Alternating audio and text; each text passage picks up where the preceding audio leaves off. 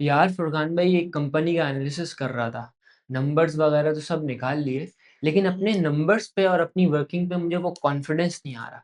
तो मैं अब क्या करूं कि मुझे कन्विक्शन आ जाए अपने नंबर्स पे और अपने एनालिसिस पे। नहीं, ये तो I think the question is wrong.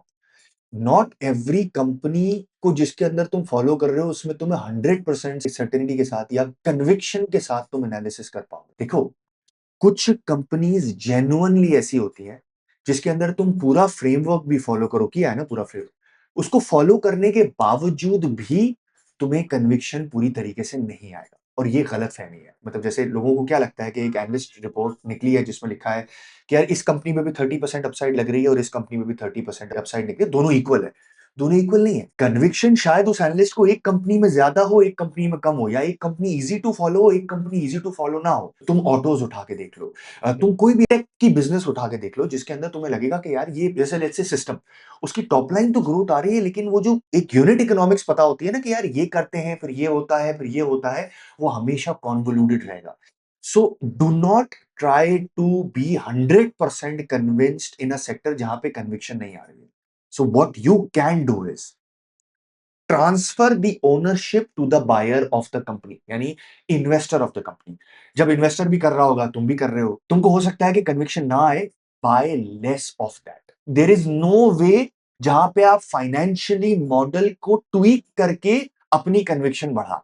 मतलब होता है ना कि यार पहले मैं 4 डेटा फॉलो कर रहा था, अब मैं 8 डेटा फॉलो करता हूं। इसका मतलब ये नहीं है कि तुमने कन्विक्शन ले आए उस बिजनेस के अंदर, हो सकता है कि नहीं आए। Do not try to bring false या fake conviction into the model. दो तरीके हैं इसको सॉल्व करने के लिए। तुमने पहला तरीका बायर को ट्रांसफर कर दिया और तुमने जेन्युइनली उसको बता दिया कि भाई this business model is very very volatile, so being very convinced in it is difficult. Point number two, तुम उसके अंदर रिस्क का नंबर ज्यादा रखो। जैसे फॉर एग्जांपल, तुम्हें लगता है कि यार ग्रोथ आएगी 25%, तुम श्योर नहीं हो, तो तुम क्या करोगे? तुम उसको 15% पे सेंसिटिविटी एनालिसिस करोगे, 20% पे सेंसिटिविटी एनालिसिस करोगे और 25% पे करोगे। अगर 15% पे भी तुम्हारा अपसाइड निकल रहा है और 20 पे भी निकल रहा है और 25 पे भी निकल रहा है और डिसेंट निकल रहा है, इसका मतलब you are good to go into that company for your analysis और for anyone who is buying the company. लेकिन अगर तुम्हारा 25 पे अपसाइड निकल रहा है लेकिन 20% सेंसिटिविटी एनालिसिस पे कोई अपसाइड नहीं है, अर्निंग ग्रोथ अच्छी नहीं है, 15 पे अर्निंग ग्रोथ अच्छी नहीं है, वैल्यूएशन खराब हो गई है, you will not buy that stock.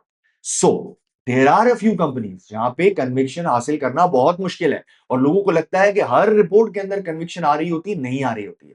एक एनालिस्ट डीप डाउन, मैंने 16-17 साल काम किया है, हर बिजनेस मॉडल के ऊपर आप वैसे कन्विंस्ड नहीं होते हैं। तरीका क्या है? Sensitivity analysis and tell your user, जो भी तुम्हारा कम्युनिटी मेंबर है उसको बता दो कि भाई this is a volatile business. इसके अंदर वैसी वाली कन्विक्शन जैसे एक बहुत ही डेड सिंपल फार्मास्यूटिकल कंपनीज में आनी होती है वैसी नहीं आ सकती।